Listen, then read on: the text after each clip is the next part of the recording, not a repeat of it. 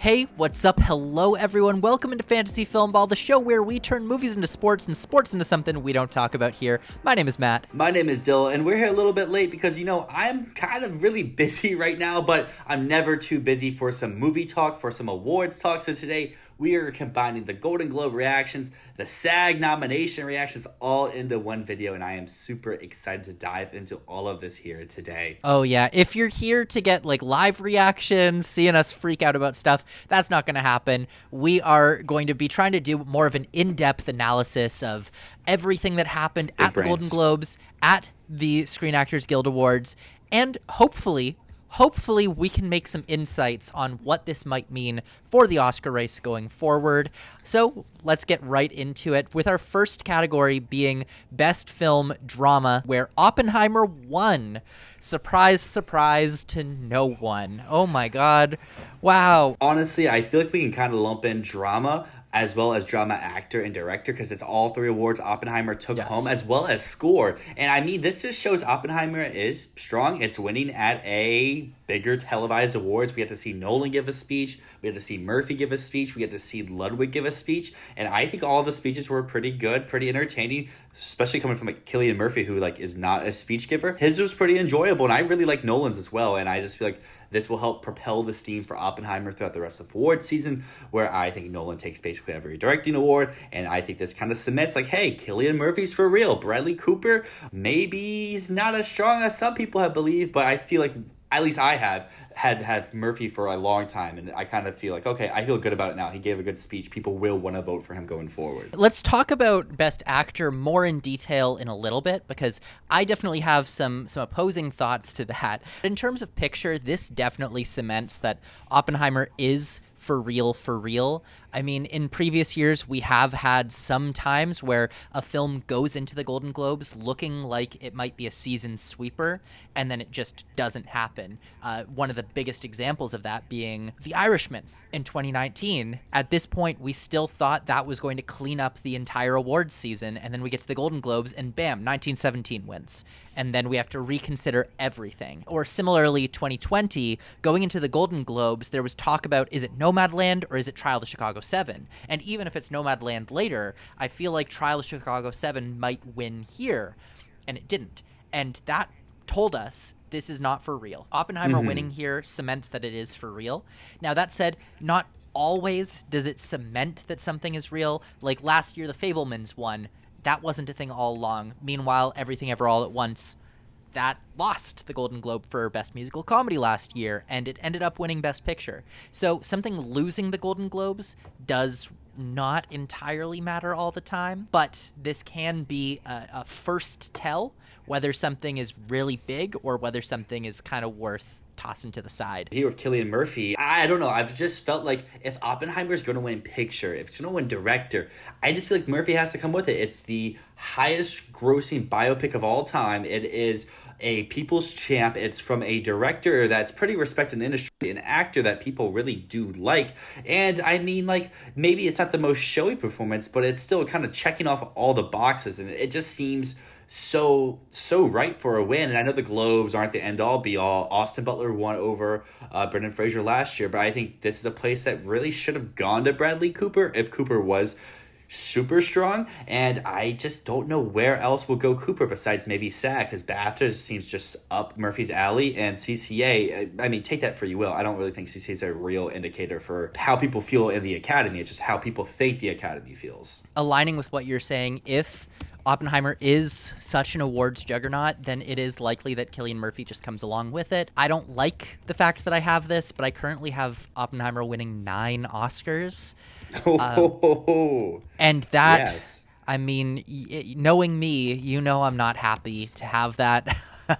Oppenheimer is a fine film. It's good. It is not a 9 Oscar movie, in my opinion. It's not Schindler's List. It's not Return of the King. It's not Titanic. Do you want me to tell you which one's still in? I see you counting there to try and figure it out. I have 8, so I don't know what number 9 is. Okay, I've got picture, director, actor, supporting actor, adapted screenplay, cinematography, editing, score, sound. That's 9. That's it. Yeah, there we go. That's 9. Okay, so you switched from Downey. Cool. That was the one I didn't have. Yeah, so I switched to Downey. But yeah, in terms of this category, Cillian Murphy is definitely out front, especially with this win. But I think people are writing off Bradley Cooper way too fast, especially because people want him to fail. That's the thing that's happening right now online, is the discourse is Bradley Cooper lost the Golden Globe, he is dead. That is ridiculous to me. It's even more ridiculous to me that people are saying Bradley Cooper is 3rd place right now. Like, what the hell are you talking about? What are you talking about? He's behind Paul Giamatti. No, Paul Giamatti is a classic fucking example of a Colin Farrell last year, where Colin Farrell won Comedy Globe. Did that mean anything in the race? No, it didn't. And just because people want Bradley Cooper to fail, they're looking for any excuse, and him losing the Globe is enough for some people to go, ha, told you so, it's done, it's Murphy. It's not done, it is still a race, and the only thing that Cillian Murphy has that's pushing him ahead is that Oppenheimer is a juggernaut of a generation. That's it. I mean, I wasn't really saying like, oh, Murphy's dead. I was like, this just makes me feel better about how I've had Murphy ahead. But yeah, saying Giamatti can upset you're crazy. It's just like, I just don't get people who say like holdovers can win picture, Giamatti can win. Like, sure, maybe it's 1 or 2 in screenplay, but that doesn't automatically mean you can win picture. Look at Women Talking last year. Yeah. But we just talked a little bit about Robert Downey Jr. and supporting actors, so I kind of feel like that's a good segue here. I know you were talking about before how you felt like this is the perfect spot for Gosling to start his campaign, and Downey gave a speech, and then continuing the trend with the Oppenheimer gang, I felt like it was another great speech among the bunch. Yeah. It was another great speech. It really was. Look, I really want Ryan Gosling to win. I still think it's a race, but Robert Downey Jr. has the edge for sure right now. I definitely saw more of a path for Ryan Gosling here because they did seem to really like Barbie through the nominations. And with that loss, that is a big hit against Ryan Gosling. So unless he can pick up Critics' Choice, unless he can pick up SAG, I would say it's looking worse and worse for him right now. Just like with Cillian Murphy, it's possible that he just continues to steamroll the season, not based on the strength of the performance, but based on the strength of the film itself. I agree with everything that you said there. I have been more on the Robert Downey train than the Gosling train to win for a while now. I just feel like kind of with everything with Oppenheimer, it's just the right time for a lot of these people. They have the narratives, and this movie is just so big. I could even make an argument that it's bigger than Everything Everywhere was last year, just because of the more populist appeal that can kind of come into it. So like, it's just hard to go against Oppenheimer in a lot of categories. And one category I had been going against Oppenheimer, but I might be coming back around to, is in Best Original Score. Ludwig takes the Golden Globe. He won it over Kills of the Flower Moon. He went against any of the other possible competition. And like, sure, sometimes the Globe goes a little bit different. 2022, Babylon won. But other than that, they're pretty consistent with Dune, Soul, Joker winning the last few years before that. And usually when they go a rise, it kind of is Justin Hurwitz, because in 2018, First Man was the other, like, hey, this didn't win the Oscar, but it won here at the Globe. So usually, unless it's Justin Hurwitz, the Globe winner is the Oscar winner. And I know that's like weird correlation. It's not a real stat, but like, I don't know. I just feel like Ludwig, he got up there. It showed that people do want to vote for the score. Part of me still thinks Killers can win the score award. I just need to see it win somewhere big on the trail. I just don't know if they'll give Ludwig a second so soon. Like, right. But I am coming around. I can admit where maybe I made a wrong pick, and I had Killers really early on. I backtracked on it, and then I went right back to it once it started winning some critics groups. But until Killers wins something big, maybe it can win BAFTA, and maybe cement itself back into the race, kind of like All Quiet did last year. But until that happens, I can't in good conscience not have Oppenheimer winning the award. The thing is, though, like, Oppenheimer is such a juggernaut that it doesn't matter who fucking composed the score. It doesn't matter if he has an Oscar already. People aren't going to think about that when they're voting for him. They're not going to be like, oh, we gave him something for Black Panther. Like, this score is so different. It's so unique from Black Panther that people might not even make that comp in their mind. But you are right, Killers could still win something elsewhere. I just don't think it will, because, you know, we've got a juggernaut on our hands. Also, let's just double back to director. We didn't talk too much about that, but I think both of us can agree this is if we have any major above the line any above the line category that's a lock, it's this one. Like, who even is number 2? We don't have a number two in this category. It's like the Power of the Dog year where there is no two. It's just a bunch of random people, and maybe who you thought was two just gets snubbed, and then it's like, oh, then who do we actually put at two? Spielberg? Maybe. Sorry. Spielberg, I guess. Are you making an argument here for something getting snubbed? No, I'm not, because my argument would be Gerwig. My argument would be Yorgos. But after the Globes show that, hey, Poor Things is receptive, it's not just a critic's thing, I'm not confident in that anymore. It's like, I had never had Yorgos out of my 5 since its opening at Venice. It was more like, if someone in the big 4 is missing, it would be him, it wouldn't be Gerwig. But now I'm like, it's not going to be any of them. It's just which international person will it be? Will it be Zone, or will it be Anatomy? Because Anatomy showed a little bit of life here at the Globes, and I think it will show life at the BAFTA as well. But before we talk about Anatomy and its few categories, let's dive over into musical or comedy, where Poor Things had a great showing. Maybe this is like Banshees last year, where, hey, Globes love it, Oscars, all these nominations, but no real wins. But I think that at least one category will go to Poor Things. It's just, can it add anything else to that one category? I'm less and less convinced that Poor Things will win anything. But yes, Poor Things did win this category. So happy for it. We had both predicted Barbie. Now, what's the lesson to learn here? The lesson to learn here is that the Globes are not the Globes anymore. They are international, and we need to take that into consideration when making these picks. They are artsy. They are the group that nominated Zone of Interest and Anatomy of a Fall in Best Picture. That doesn't say Barbie wins Best Musical Comedy, and I really think we both should have seen the signs there that this, they weren't going to buy into the Barbie sweep. Monday Morning Quarterback, like, yeah, Barbie probably wasn't as strong, but it felt right when we were doing our predictions. It felt like Barbie had the momentum. It was coming in here to win big. You had made the argument like, oh, they give it box office, will they give it musical comedy? To me, it's like, oh, if they give it musical comedy, why would they give it box office? But clearly, here, again, Monday Morning Quarterback, your angle was a little bit more right. Yeah, the question is, would Barbie have won without that box office award? Probably not. And I don't think so, because it's the international voting body. Gosling didn't win. It didn't win Best Actress. I mean, that makes a lot of sense that it didn't.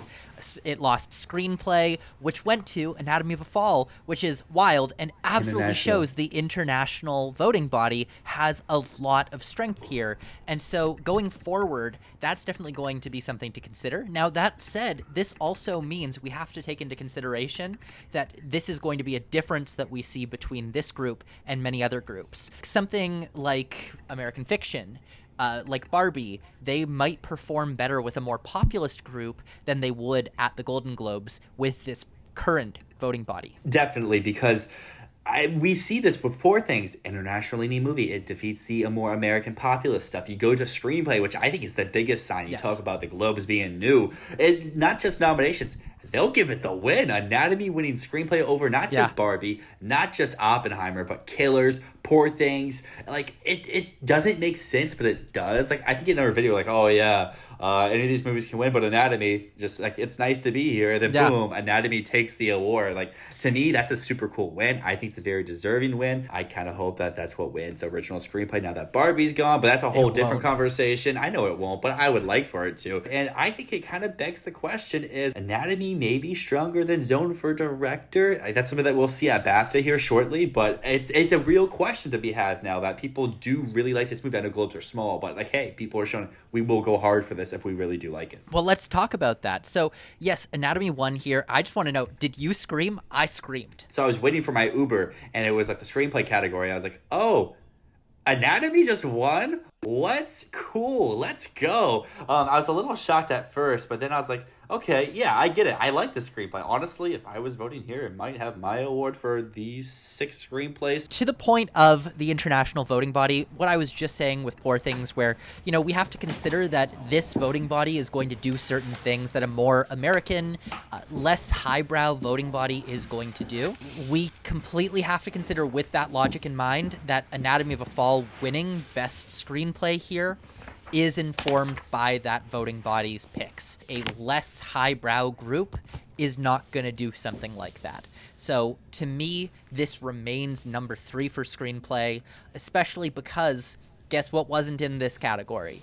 the holdovers. And something not showing up in Globes nominations, it doesn't make a huge impact on, in my mind, about it going on to win the category at the Oscars, because sometimes they just miss films. They only nominate 6 movies in there. They're going to miss some big contenders. Look back through their winners, a lot of years, they miss at least one of the 2 Oscar winners. One thing I would like to point out for last year's stats, at least, is they only had 5. They still fit Women Talking in there when it got 0 other nominations. So that just shows, like, at least to me, I just feel like if Holdovers was in winning contention, it probably should show up in a category of 6 when its 2 big competitors did show up. But that just shows that this is an international leaning body. Maybe more international voters just don't care about holdovers, but they really love anatomy. They really love past lives, and that will be the, I guess, battle when we get to the Oscars. Yeah. Is how international are we outside of director? Hypotheticals are no help whatsoever. We can sit here all day and say, oh, if this happened, then this would have happened.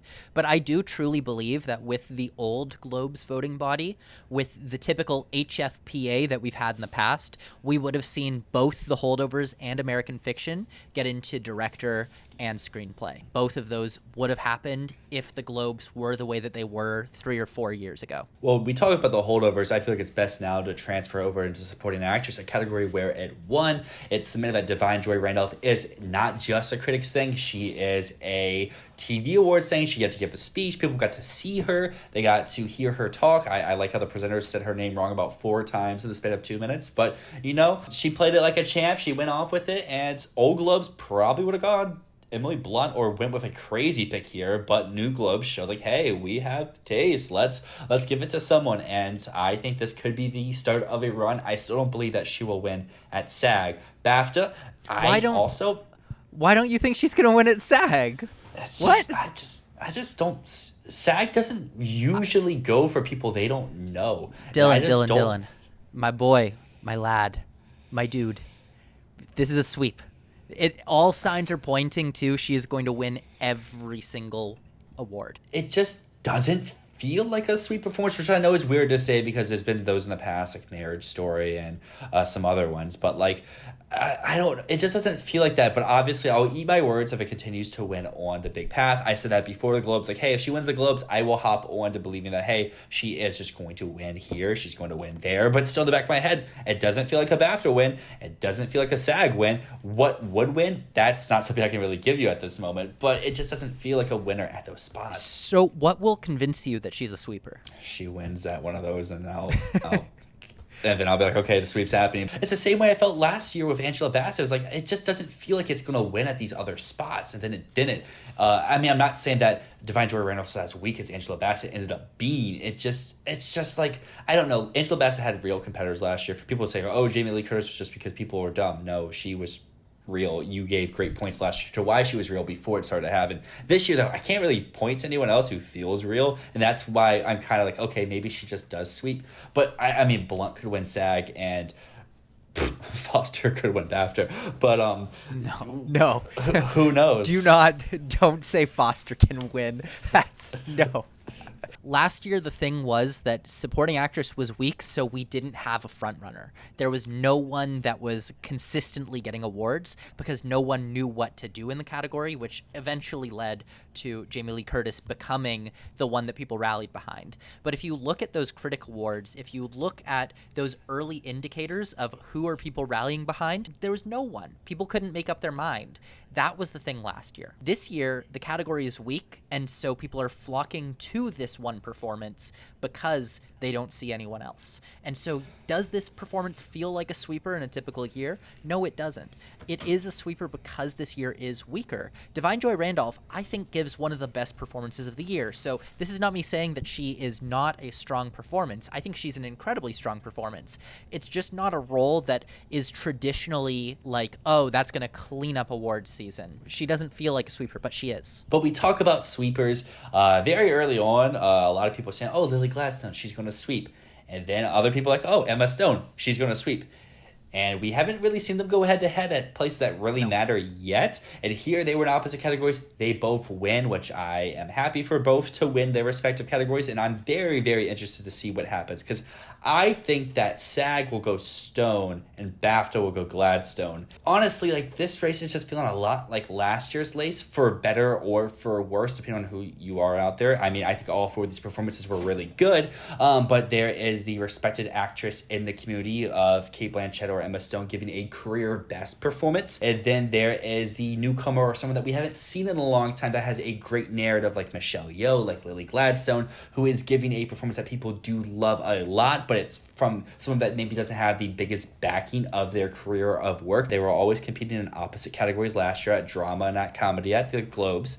And then at SAG, it was kind of a big question, but obviously Everything Everywhere All at Once sweep happened. And then at BAFTA, they were probably always going to go Blanchett. So, like, this year, I just feel like because of how much more international heavy that Killers kind of feels like it is compared to Everything Everywhere All at Once last year, if Gladstone can take the BAFTA, then I think that just shows that she is overall stronger to win the award, because I just think that SAG's going to go with the bigger name, the person that they know. I'm going to actually take the opposite angle on what they're going to win. And the reason being is that why Gladstone really has a shot to win is her narrative. Her speech that she gave at the Golden Globes, I think, is one of the best award speeches that I've ever heard in my entire life. If anything catapults her, it's going to be that speech. Beforehand, I thought it was clear that Emma Stone was a little bit ahead because the performance is bigger. You know, Lily Gladstone is still going up against the fact that she is a supporting performance being campaigned in the lead category. Emma Stone didn't have that. It's a career best.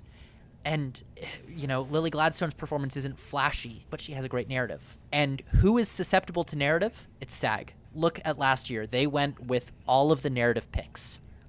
Brendan Fraser, Michelle Yeoh, Ke Huy Quan, and Jamie Lee Curtis. That's why I think they're going to go with Lily Gladstone, because Emma Stone doesn't have a narrative.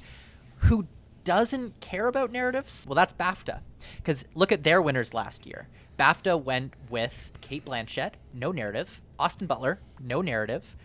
Barry Keoghan, no narrative. And Carrie Condon, no narrative. They pick what they like. Think back to 2020. This is actually the race that I see the most similarities with. Anthony Hopkins, a previous winner, giving the best performance of his career versus Chadwick Boseman. There is such a narrative for that win. And BAFTA's not going to bite. BAFTA's going to go for the British film. They're going to go for the career best performance instead. It's a very tight race between Emma Stone and Lily Gladstone. I don't think we're going to know who the winner is until it's read at the Oscars, unlike some other categories. You know, I think we're going to know whether it's Cillian Murphy or Bradley Cooper by the time that we hit the Oscar day. Here, we're not going to know. Another race that probably seemed pretty clear a few days ago, but now is a lot more competitive, is the best animated feature race, because Spider-Man Across the Spider-Verse versus The Boy and the Heron. Boy and the Heron seems to be winning more critical awards, but we're all like, oh, when we get to industry stuff, Spider-Verse, it's going to clean up. And I know Globes aren't industry, but it is televised, and Boy and the Heron upset. But one thing I feel like kind of hurts, which it really shouldn't matter, but it does matter. They didn't give a speech. They weren't there. Speech doesn't matter. I'm just going to say that outright. It doesn't matter that they didn't give a speech. What does matter is, again, this is an international body. It doesn't matter that they picked The Boy and the Heron over Spider-Man. Was it surprising? Yes. Am I going to be convinced that Boy and the Heron even has a 5% chance to win? I'm not, unless it wins something like PGA. If it wins the Annie Award over Spider-Verse, then I'll be convinced. But with this Globe win, it means nothing. It means absolutely nothing to me. If I'm writing off Anatomy of a Fall right now, I'm writing off Boy and the Heron as an international win too. Stay consistent across the board. I guess we should have talked about Paul Giamatti winning. We should let's talk about Paul Giamatti. Actor, when we talked about Divine Joy Randolph, but I kind of forgot that he won. But yes, he did win the category. We both thought Jeffrey Wright, but this again shows more international leaning. International bodies don't really care about American fiction. They do a little bit for the holdovers, at least. And yeah, I think this does cement that Giamatti is probably number 3 in the race. He is cemented for that nomination. But yes, Colin Farrell, 0 shot to win. People are saying he has a shot to win are insane to me. Yeah, it's delusional. When we get to SAG, we'll talk about that a little bit more. But yeah, Jeffrey Wright is still a very strong contender, even after with the Globes. It's still a real thing. But let's move on to original song, where we have a Barbie frontrunner now, because What Was I Made For did beat the other two Barbie songs. It wasn't I'm Just Ken, it was Billie Eilish, and it's going to be Billie Eilish all the way to the Oscars, in my opinion. It's such an iconic song, and, you know, I don't think people care that she's already won. Now, there is a huge stat going against pop stars for winning 2 Oscars, but I think Billie Eilish is proving that she's above that. What Was I Made For was always a front runner. This was a spot where something else could have won, and clearly nothing else did win. This should win everything, because there's not a original song on everybody, but everybody that does will go with this song. And I guess to keep going with Barbie, it did win Box Office Cinematic Achievement. I'll stand up for this award in terms of, if you nominate the right movies, I'm all for it. And they gave the right movie the win. I'm glad that this won over something else, because this is the Cinematic and Box Office Achievement of the Year. It's the biggest film. It turned out the biggest crowd. It is, I think, a little lame that you know who the winner's going to be of this. How they're going to vote every year. Oh, it's the movie that made the most money. Cool. Check it off. That's why I thought maybe they would go with something else. So like, hey, we're not just voting for total money, for impact too, but Barbie checks that off as well. Yeah, be very interested to see where this category goes in the future. The real achievement that Barbie had this year is that it shows that it's not true that you can't make movies of this scale for female audiences. So that's the achievement here. I have no problem with Barbie winning. I do think this is a stupid award, but so it goes. I mean, it's a good win. It's a very good win for this category. And the last category to talk about here, Best Foreign Language Film, which Anatomy of a Fall won. We were thinking, could it be Past Lives? Could it be Zone of Interest? But nope, it was Anatomy of a Fall. And to the point, you were mentioning earlier, Justine Triet or Jonathan Glazer. Which one is the Oscar slot? I'm still saying Jonathan Glazer, because that is a much more directory film, whereas Anatomy of a Fall isn't that. It's a screenplay movie. I don't think you can come away from that being like, oh yeah, Justine Triet is like, oh, that's the best direction I've seen in years. Go to last year. Is Triangle of Sadness a director movie, or is that a screenplay movie? I'd say it's both. Okay, then Drive My Car, is that a director movie, or is that a screenplay That's movie? definitely a screenplay movie, though. That's definitely a screenplay movie. The thing I started to think about after the win is, usually these direct international slots are also pretty prominent in screenplay as well. Because another round with Vinterberg, I would also say, I know we got nominated for director but not screenplay, but that also feels more like a screenplay movie as well. I think that's a very director-heavy movie, and also I think the thing that distinguishes all of these auteurs that get this nomination, Pavel Pawlikowski, Thomas Vinterberg, Ryosuke Hamaguchi, and Ruben Östlund, is all of them are very renowned auteurs who have they've made a name for themselves in the art house scene, specifically in European film festivals. Glazer really has made a name for himself. Even before this year, Justine Triet kind of came out of nowhere as a bit of a surprise. You know, she'd made a few films before, but they hadn't been that successful. You know, she made In Bed with Victoria, she made Sibyl, but neither of those films were really big, and that's why it was such a surprise when Anatomy of a Fall was as big as it was. So Justine Triet, if she gets another film in the future into Oscar contention, bam, put her in director.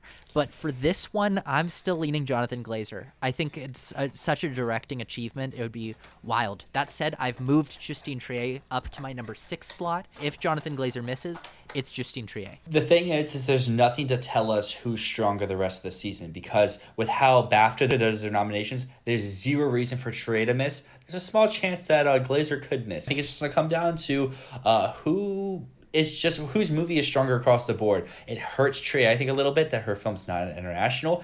It also hurts Glazer that they just don't want people to watch Zone yet. But there's just a lot of categories where Zone is either like number 2 or it's like number 8. And it's going to be really interesting to see Oscar morning. Does Zone have 2 Oscar nominations? Does it have 1? Or does it have 6? And this is also why I think Jonathan Glazer is stronger than Justine Triet. Zone of Interest is competitive in 6 or 7 categories. There's a world where it gets picture, international, director, adapted screenplay Sound is still possible. It's not likely. It's really not likely with Barbie in the category. So let's say 3 for now, but then cinematography, sound, production design, right? So that's 7 if we include adapted screenplay, and then maybe supporting actress, which I don't think is happening. If Anatomy of a Fall was competitive in a few more categories, right now Anatomy just looks like picture and then actress and then screenplay. And an actress, it's shaky. It could miss. We'll talk about SAG soon, but right now there's a solid 4 and Margot Robbie's in that solid 4. Yeah, I guess to give Anatomy a little bit more, it could max at 4 when you add in director. Zone can max at 8. Zone can also go as low as 1, where I don't think Anatomy goes lower than 2. No, I don't think Zone goes lower than 2 either, because sound is guaranteed. I think it's locked for sound. Sound, I still have it in my 5, but I wouldn't consider it a lock at this point. But regardless, we're moving into SAG time now. It made the short list. That's all I'll say. If it's in the short list, they've seen it, they're watching it, it's going to be in. So let's dive into SAG.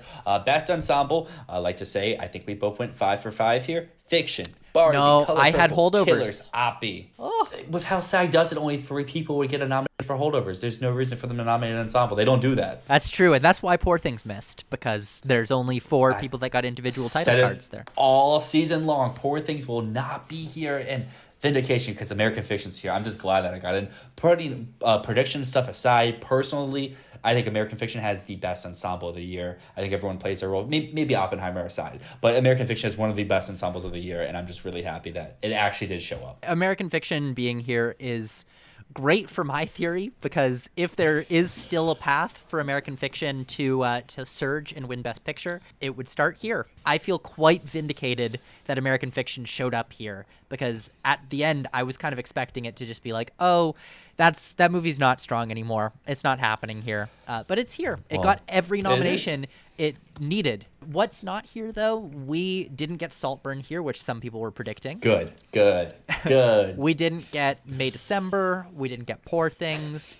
We didn't get Air. I would say Air not being here is a big hit. And if it misses PGA, I'm taking it fully out of Best Picture consideration entirely. I have it dead after missing SAG Ensemble. I think that even if it made SAG Ensemble, it would have been our Best Picture, or it would have been our one nominee in the category that's not in Best Picture. Color Purple kind of fills that slot here at the moment, barring an additional surge. PGA is still on the table. Not predicting it, but it's still on the table. I think that you can chuck up Color Purple here because it missed Fantasia, which we'll get into a little bit, but missing Fantasia shows that it's not picture strong, but it's acting strong. Fiction here, we talk about that. Barbie, great performance across the board for the most part. Killers, makes sense. And Oppenheimer, boom. Yeah. I think this is a great ensemble category. This would be my 5 picks of realistic contenders of what I would have personally wanted to see. So what do you think is winning this category? I still have Barbie, but if Oppenheimer is going to continue to win everywhere, it can easily win this award as well. I just think Barbie has the more narrative for the cast, where Oppenheimer has the more narrative for everything else. I'm going to say Oppenheimer wins. If Oppenheimer really is a season sweeper, the way that people expect it to be, it wins here. There's a big snub in Best Actor in a leading role, which I called. You said. Claps around. I don't get it, but I guess maybe he is weak, and the whole he made Hollywood, he's gonna make this one too argument doesn't really work. But it doesn't make sense why he's the one missing. Well, but let me ask you this question: like, who else would miss? They're all so strong except DiCaprio. And the reason isn't that DiCaprio's weak. It's not that it's a weak performance. He would make it most years. It's just that, I mean, for one thing, he's not campaigning. All of his campaigning is saying Lily Gladstone deserves this. He is not campaigning for himself one bit. He is holding up Lily Gladstone, which good for him. Yeah. That is an awesome thing to be doing. But to me, the question is, like, if you're going to snub one person for Coleman Domingo, it's not going to be Jeffrey Wright. It's not going to be Paul Giamatti. And it's definitely not going to be Bradley Cooper or Cillian Murphy. So that leaves DiCaprio. It just seems like such a weird thing to leave out. Like, I love American Fiction. I can fully admit Jeffrey Wright's the weak link of that ensemble. So to me, he would be the one to leave out. But it's clearly shown people like American Fiction. If Fiction's in picture, he kind of needs to come along with it. And Giamatti winning the Globe kind of submits himself in the race. So it would leave Domingo and Rustin. But I still just believe that performance and his ability and his campaigning is going to get him in the category. So I guess that does leave DiCaprio as the odd man out. Well, you want to know the wild thing? Of our actor top 5, right now. Guess who got the most mentions at the trifecta? Giamatti. Jeffrey Wright. Interesting. So Not who I would have thought. So New York Critics Circle, they don't do runners-up, so they gave it to Franz Rogowski. Then the LA Film Critics Circle, they have a non-gendered category, so they gave it to both Sandra Hüller and Emma Stone. And their runners-up were Andrew Scott and Jeffrey Wright. And then the National Society of Film Critics, they gave their award to Andrew Scott, and the runners-up were Jeffrey Wright and Cillian Murphy. So Cillian Murphy got 1 mention, Jeffrey Wright got 2. Interesting stuff there. You know what else is really interesting? The leading actress category, because we have Emma Stone, of course, we have Margot Robbie, of course, Carey Mulligan, of course, Lily Gladstone, of course, and you know, the truthers out there, the Naiad heads, Annette Bening, she popped up. Does this mean that she's for real? No, but she popped up at SAG where she was kind of expected to. I know that neither of us had her in, but a lot of people had her in, which clearly SAG will go for their stars. They love their stars. I didn't think Greta Lee was getting in. I forgot who my fifth was. So, it's Fantasia. I thought that Color Purple and Ensemble would kind of carry over here, which, like, hey, it's still alive for Best Picture. It's a musical performance. It's someone that people know, but clearly Annette Bening's a little bit more bigger, so it probably should have gone that way. Yeah, and I didn't have Benning in. I did have Greta Lee, and to me, this just says Greta Lee is weaker than Margot Robbie. So right now we have a strong top 4, which is Lily Gladstone, Carey Mulligan, Emma Stone, and I guess Margot Robbie. I'd say Margot Robbie and Sandra Hüller are exactly equal right now for 4 and 5. And then afterwards, it's just a toss-up. Is it Annette Bening? Is it Greta Lee? Swap out Bening for Hüller, and that's it. I would fully agree, and I think BAFTA Who's your winner here? No, you said Emma Stone's winning, right? Yeah, at SAG, I have Emma Stone. Yeah. Okay, I'm going Lily Gladstone. Oh, and then for lead actor, I guess because we didn't say there, I have Cillian Murphy winning at SAG. I also have Cillian Murphy. I think it's just going to be the beginning of a sweep. Bringing us over to outstanding performance in a supporting role by an actor, and we have Sterling K. Brown for American Fiction. Great nomination. Woo! We called that as well. Boom. We took a lot of L's, so we'll take our wins when we can. And, of course, another big W for me, I've been calling Willem Dafoe all year long. I did not predict him for this, though. I did not expect him to get in SAG. So right now, Willem Dafoe is doing much, much better than I expected him to be. With a Globe nomination, a SAG nomination. God damn, Willem Dafoe, you're killing probably it. On the way. No, he's not shortlisted. He's not shortlisted for BAFTA. That's the wild thing. He's not shortlisted for BAFTA, but he did take out Mark Ruffalo here. Mark Ruffalo did miss for Spotlight at SAG and still got the Oscar. I still had that being the outcome here with Poor Things. Maybe it's a little biased in there because I just think Ruffalo's so fun and Dafoe's not. Two is likely. I'm not ready to give up on that 5th slot being a cooler pick of either Melton or Brown. It's not Melton. But Melton's dead. Melton is gone. It's done. Melton hasn't missed anything that I would have expected him to get. It's just, does BAFTA? He win something? You didn't expect him to get BAFTA. No, it's a criticky performance that should be slaying with international bodies. We're talking earlier about Golden Globes and how, like, oh, it's an international body, we can expect them to do certain things. BAFTA's the same. Him not being at the BAFTA on the long list, like, that's absurd to me. I didn't really like May December either. They didn't, but that's a sign just like SAG. Of like who's liking that movie then. If it's not the highbrows, Globe and it's did. Not the middlebrow. Globe liked it, and if Oscars are like Globe, they can give it 3 nominations. In my eyes right now, May December is a 3-nom movie or a 0-nom movie. There's no in between. It is either getting both supporting and screenplay. You don't think it's getting screenplay if it misses supporting? If it doesn't get Melton, who is on the way down, he's just falling rapid. I think there's a world where if they just don't vibe with May December for whatever reason, 4 becomes Air, and 5 becomes either Maestro, a picture movie, or the movie that we both really don't like of Saltburn. But I think there's a chance that May December could just be a major snub when we get to the Oscars just because they don't click with the movie for whatever reason. Like SAG didn't click, like BAFTA didn't really click. Globe clicked, but of these other televised awards, it's not really clicking with them, and maybe that carries over to the Oscars. Well, but look at this category here. I mean, Sterling, Dafoe, De Niro for Killer, he's hitting where it needs to be. Downey and Gosling are number 1 or number 2 at the moment. I would have the Downey sweep continue here as well. Do you have Gosling rebounding, or do you have Downey continuing his wins? I have Gosling here. And if Gosling loses here, then it's just Downey all the way until the end. But this does feel like a place that would go for Ryan Gosling. I made the mistake that maybe Globes would do it, and maybe old Globes would have done it, but old Globes is current SAG, basically. So, but yeah, I will maintain.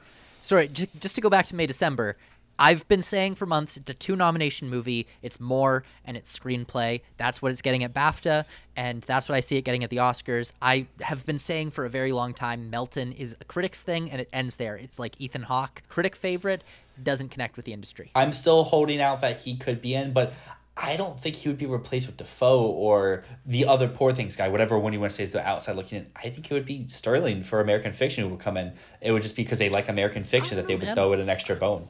For one thing, that if that happened, I would feel very vindicated. Again, that would support my original theory much more, that American Fiction is really strong. But I just see that both the Poor Things guys have been getting nominations all over the place. Usually not in the same category except at the Globes, but they've both been doing really well. I currently would say Sterling K. Brown's out, but he's my number 6. Charles Melton is my number 7. Well, talking about just pulling through, getting in where people just keep doubting you. Best outstanding performance from a female actor in a supporting role. Emily Blunt Oppenheimer, Danielle Brooks Color Purple, Jodie Foster Naya, Divine Joy ran up the holdovers. Penelope Cruz, where have you been at? She's here at SAG, and yeah, I mean, we've been doubting her too.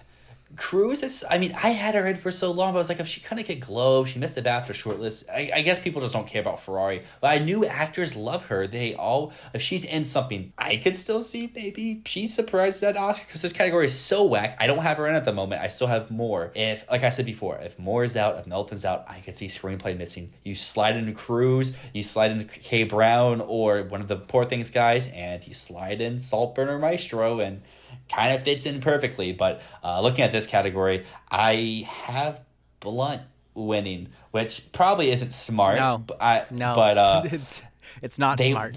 They love her.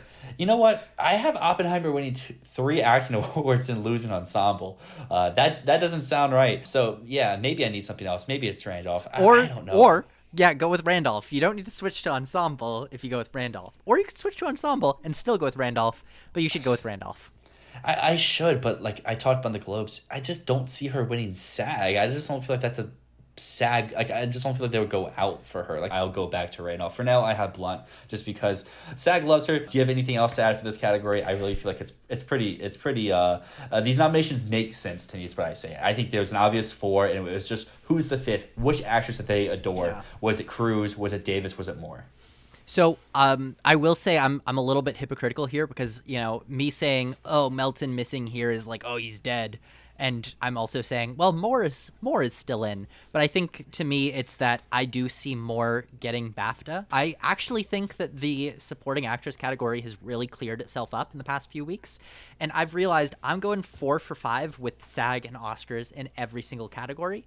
So right now, if you swap out Annette Bening and lead actress, and swap her out for Sandra Hüller. If you swap out Coleman Domingo and Rustin for Leonardo DiCaprio, if you swap out Sterling K. Brown for Mark Ruffalo, and if you swap out Penelope Cruz for Julianne Moore, you've got my top 5 there. I feel really confident on that top 5. Well, something that we kind of felt confident in was our predictions in Outstanding Stunt Ensemble in a Motion Picture, because we had 4 out of 5, right? Maybe you got 5 out of 5, but I got 4 out of 5. I don't know. I was literally not even thinking about this. I don't even remember what I predicted. I think I did it literally as we were...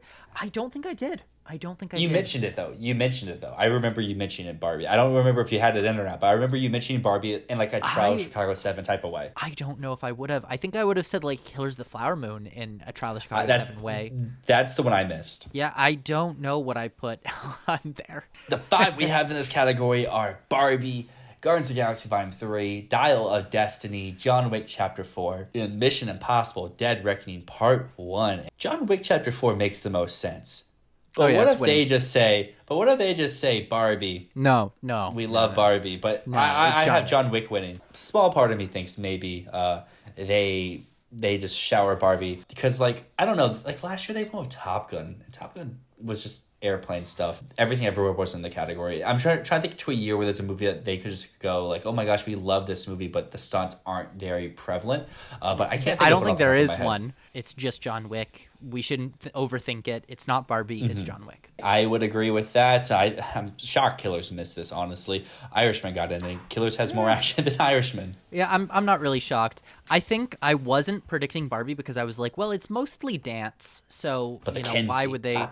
Yeah, the Ken scene is the big thing with that, but it's more dance than it is actual stunts. They're not actually trying to sell these punches and kicks as real. They're ballet style. That brings us to the end of this video. Now, do we want to mention DGA? DGA is like it's the expected 4 with Alexander Payne in there. Yeah, Womp womp. I think the minimal thing that we'll say here is it was Payne over Cooper. Throw Cooper out. Payne is now your number 7. If you think there is a surprise upset of the top 4, or there's just no international slot, sure, maybe it's Payne now. Because I still think there's a small angle that Yorgos just counts as the international pick. But I still have Glazer in my 5 slot. And I will also say in debut, both of us were wrong, but I will just say what I was saying before about, they're going to go wild. They're going to do something insane. Not even, this isn't me trying to rub in Michael B. Jordan because I was also wrong.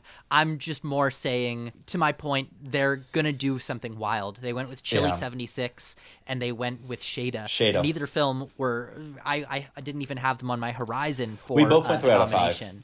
Yeah, we both went 3 out of 5, but we had different tactics, which was, I was going fully indie and you were going more studio. And I think both of us were very wrong in that they're going to go international. That's what I've learned. My big thing for Michael B. Jordan was just like, he's campaigning his ass off. It's not working, but he's out there. Hey, his campaign is being undermined by the obvious, the elephant in the room. The Good Morning America interview. And so, in a different year where Jonathan Majors didn't commit a felony, then maybe we would have seen Michael B. Jordan be a consistent presence in debut categories, but that's just not what happened. But yeah, to me, all it tells me is find those weird international picks. Don't just go with the Sundance contenders, which is what I tried to do. I could have swapped out Chloe Demont for Fair Play with something else. Hey, lessons for next year. That's what we're all about, is growing, is learning. Everyone out there, hopefully you grew, you learned from our takes on the Golden Globe and SAG nominations and awards, and hopefully you can let us know some stuff because we're always trying to, get better for our predictions. Golden Globe, we missed a few, but SAG, I was like 4 for 5 in every category. I think I only got 5 for 5 in ensemble, and everything else I was 4 for 5. So I feel good about that. That's like a solid 80% sort of thing. But it could always be better. Definitely consider dropping a like, a subscription. It helps us grow, keeps you connected. As always, thank you so much for watching. My name is Matt. My name is Dyl, and this is Fantasy Filmball.